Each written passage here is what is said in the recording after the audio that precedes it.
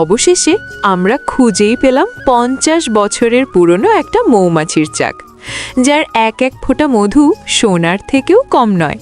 প্রথমে এই চাকের মোম একটা পরিষ্কার কাপড়ে রেখে হালকা হাতে কুটি, যাতে ভেতরের খাঁটি মোম বেরিয়ে আসে।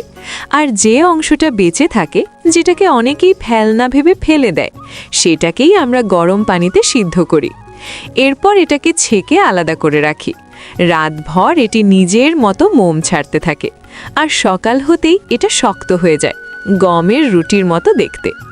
এবার পালা আসে সবুজ ক্যাকটাসের। এর গায়ে লেগে থাকা সাদা সাদা ছোট জিনিসগুলো খুব সাবধানে তুলে নিই। এগুলোই হলো জীবিত কোচিনিয়েল পোকা। শুনতে আজব লাগলেও এটাই সত্য।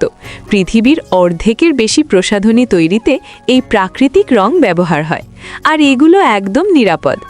এরপর এই পোকাগুলো রোদে ভালো করে শুকিয়ে ওখলিতে পিষে নেই।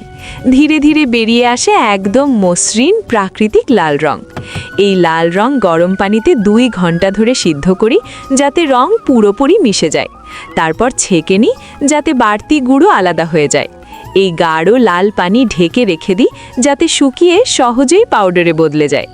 এরপর একটি পাত্র গরম করে তাতে ঢালি খাঁটি জৈতুন তেল, মৌমাছির মোম আর এই প্রাকৃতিক লাল রং। সব কিছু হালকা আঁচে ধীরে ধীরে জাল দিতে থাকি, আর একটু পরেই তৈরি হয়ে যায় আমাদের পাহাড়ি একদম খাঁটি প্রাকৃতিক লিপস্টিক। এই লিপস্টিক ঠোঁটকে ফাটা থেকে বাঁচায়, নরম রাখে, আর প্রাকৃতিক রঙে ঠোঁটকে করে আরও সুন্দর। পাহাড়ি জীবন আর প্রকৃতির এমনই অজানা রহস্য জানতে চ্যানেলটা সাবস্ক্রাইব করতে ভুলো না।